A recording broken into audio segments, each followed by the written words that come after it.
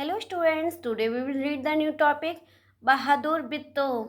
Bahadur Bitto, class 3rd NCERT Bahadur Bitto story Punjabi lok katha.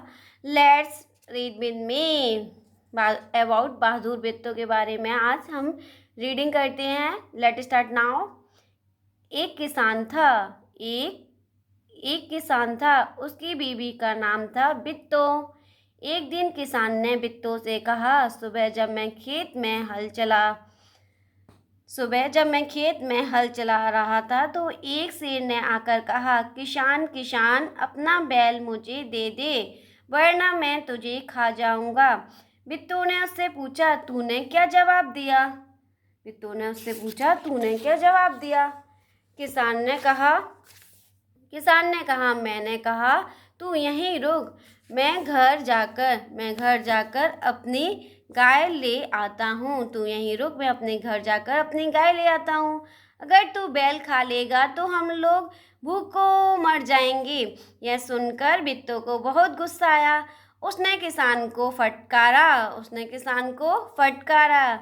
घर की गाय शेर को खिलाते तुझे शर्म नहीं आती? अगर गाय चली गई तो घर में दूध ना लस्सी. बच्चे रोटी किस चीज़ के साथ खाएंगे? बिट्टो को एक तरकीब सूझी. उसने कहा, तुम फौरन खेत में जाकर शेर से कहो कि मेरी बिट्टो तुम्हारे खाने के लिए एक घोड़ा लेकर आ रही है.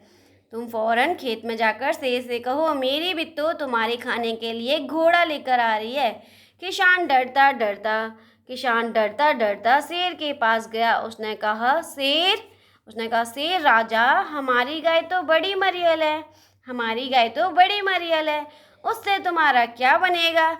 मेरी बीबी अभी तुम्हारे लिए एक मोटा ताजा घोड़ा लेकर आ रही है. बिट्टो ने सर पर एक बड़ा सा पंगड़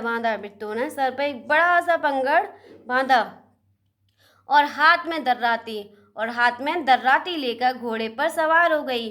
घोड़ा दौड़ाती वह खेत पर पहुंची और जोर से चिल्लाई, अरे किसान, तू कहता था कि तूने चारों शेरों को फांस कर रखा है. यहाँ तो सिर्फ एक ही है, बाकी कहाँ गए? फिर वह घोड़े से उतरकर शेर की तरफ बढ़ी और कहने लगी, अच्छा कोई बात नहीं, नाश्ते में एक ही शेर काफ़ी है. इतना सुनना था कि शेर डर के मारे काँपने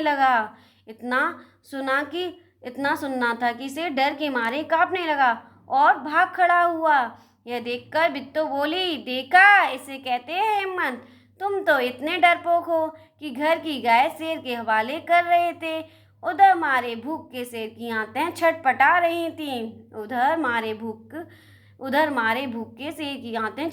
रही थीं.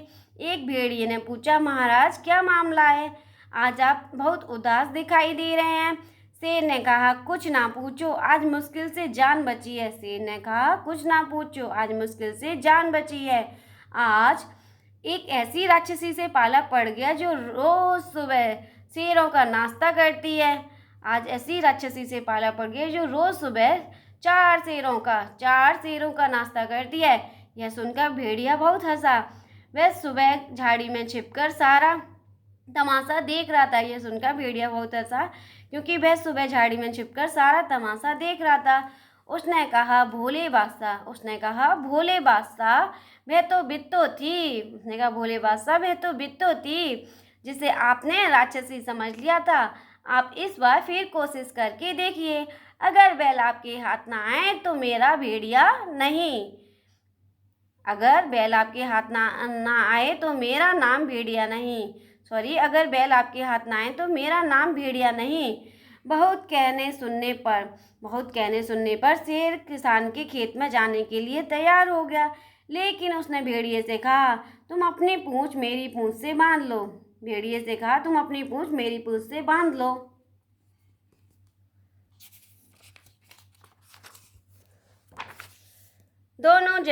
दोनों जने पूंछ बांधकर चल पड़े। उन्हें देखते ही किसान के होश हवास गुम हो गए। वह डर से थर थर कांपने लगा। लेकिन बिट्टो बिल्कुल नहीं घबराई।